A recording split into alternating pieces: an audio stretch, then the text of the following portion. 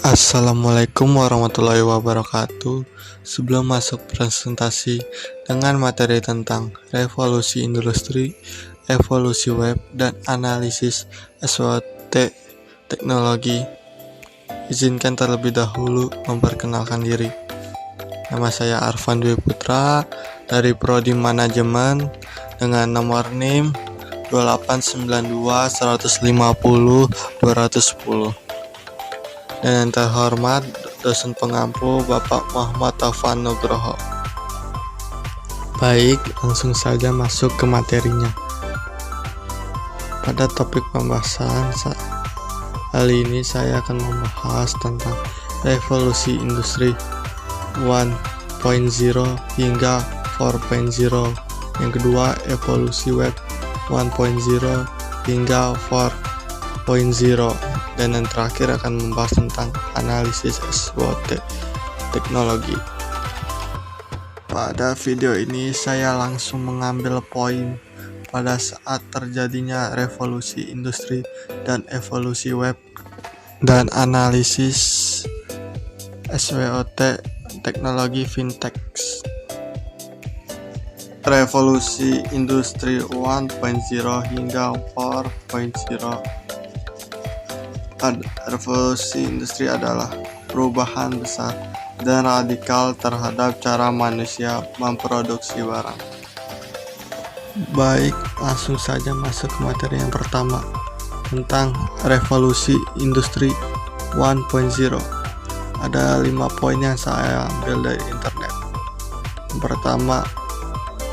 pertama kali di negara Inggris pada akhir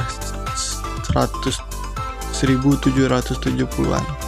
Yang kedua, 3 faktor utama yang mendorong 1.0 yaitu revolusi pertanian, peningkatan populasi, dan keunggulan Inggris Raya.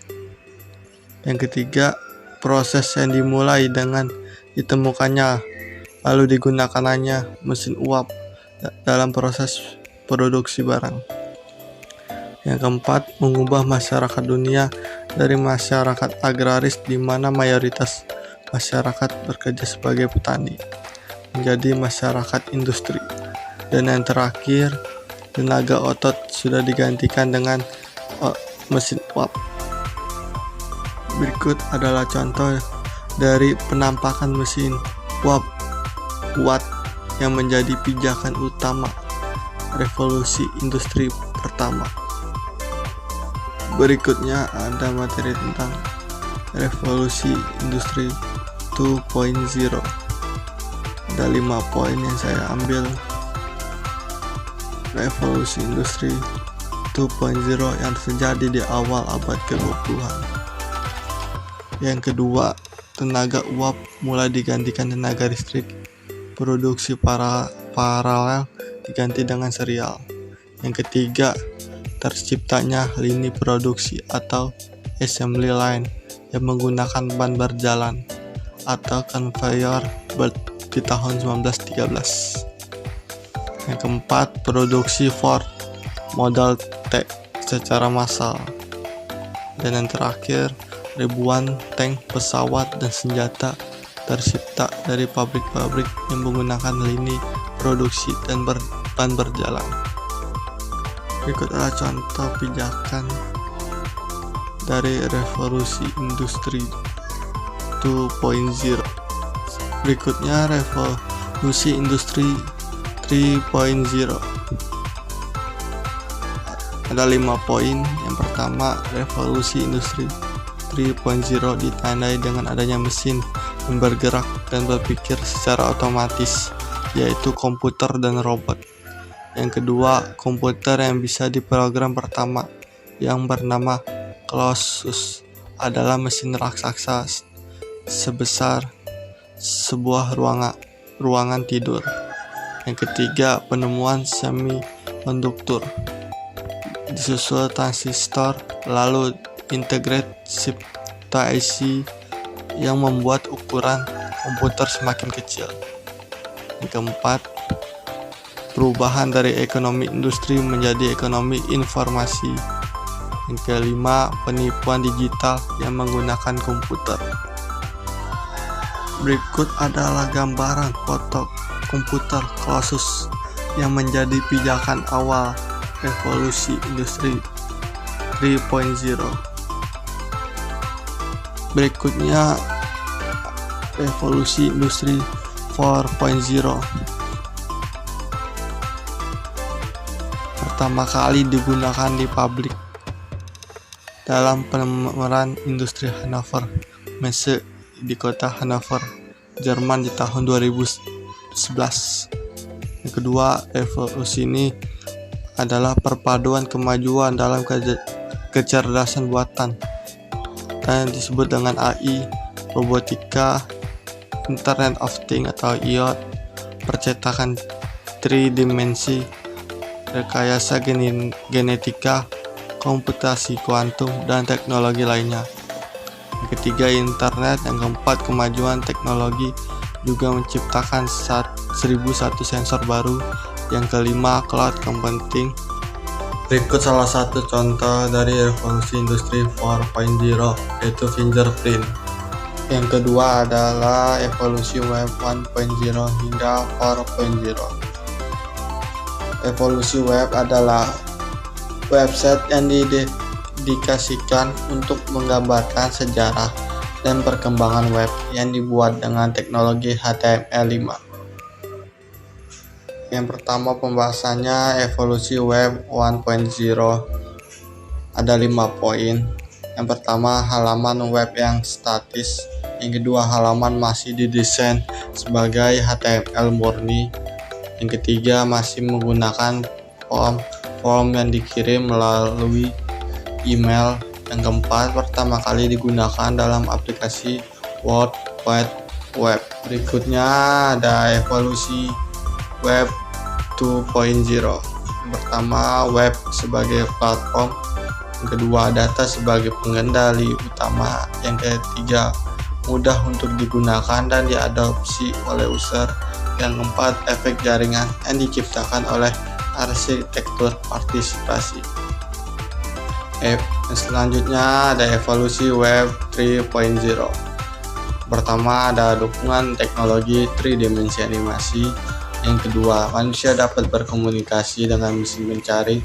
Yang ketiga, pengaksesan broadband secara MOB. Yang keempat, ubiquitous connectivity yang memungkinkan info diakses di berbagai media. Yang kelima, transformation dari TMP penyimpanan yang bersifat terpisah menjadi satu. Evolusi web 4.0. Yang pertama ada ubiquity. Syarat ini dibutuhkan karena domain dari teknologi web 4.0 adalah aktivitas, bukan hanya sekedar data, dan sebagian besar aktivitas manusia berjalan offline. Yang kedua, identity, karena distribusi informasi spesifik ditujukan dan didedikasi untuk seseorang atau pribadi, sehingga diperlukan informasi mengenai identitas pribadi yang bersangkutan, rutinitasnya, dan apa yang dibutuhkan oleh pribadi tersebut. Dan yang ketiga, connection. Tanpa relasi atau hubungan seseorang tidak ada artinya dalam teknologi web 4.0, karena teknologi ini dikembangkan untuk kepentingan ini, making connection. Ketiga, analisis SWOT syntax. Analisis kekuatan. Pertama, analisis kekuatan atau disebut juga strength. Yang pertama, sektor perbankan dan fintech selalu terikat dengan syarat dan kepatuhan yang dituangkan pada peraturan OJK atau Otoritas Jasa Keuangan Indonesia sebagai pihak regulator. Yang kedua, mampu melayani masyarakat yang belum dapat dilayani oleh industri keuangan tradisional. Yang ketiga, kemudahan, kecepatan layanan, dan biaya yang lebih murah. Yang kedua, analisis kelemahan atau weakness. Ada 3 poin dari kelemahannya. Yang pertama, tingkat pengetahuan masyarakat akan teknologi finansial yang relatif rendah. Yang kedua, risiko keamanan, cyber risk, privasi dan kepemilikan serta data kelola. Data yang disalahgunakan oleh pihak yang tidak bertanggung jawab. Yang ketiga, jaringan koneksi masih kurang mendukung baik dari segi kecepatan akses sistem aplikasi maupun server yang stabil dalam mengirim transaksi data keuangan. Yang ketiga, analisis peluang atau opportunities. Ada 3 poin. Yang pertama, hadirnya fintech akan mendorong perbankan untuk melakukan digital dan otomatis agar dapat mempermudah pelayanan yang lebih praktis. Yang kedua, kesadaran masyarakat mulai tumbuh dan menyimpan dan meminjam kebutuhan finansial melalui jasa perbankan. Dan yang terakhir, otoritas jasa keuangan atau disebut OJK dan Bank Indonesia (BI) menetapkan regulasi dan pengawasan terhadap transaksi finansial perbankan sehingga minimalisasi tindak kriminalitas dan perbankan dan kekhawatiran masyarakat untuk menggunakan layanan teknologi finansial yang diselenggarakan oleh lembaga perbankan. Dan yang terakhir, yang keempat, analisis ancaman threats. Ada 3 poin yang saya ambil. Semakin berkembangnya finansial teknologi atau fintech mengakibatkan adanya ancaman pemutusan hubungan kerja atau PHK di industri perbankan. Yang kedua, potensi kehilangan maupun penurunan kemampuan finansial baik yang diakibatkan oleh penyalahgunaan, penipuan maupun force major dari kegiatan fintech. Yang ketiga, tren globalisasi dan keterbukaan dalam melakukan transaksi lintas negara yang memungkinkan penyedia jasa layanan teknologi finansial semakin beragam dan menimbulkan kompetisi dalam menarik minat masyarakat untuk menggunakan jasa layanan perbankan. Berikut daftar pustaka yang saya ambil dari internet. Terima kasih atas partisipasinya. Kurang lebihnya mohon maaf. Assalamualaikum warahmatullahi wabarakatuh.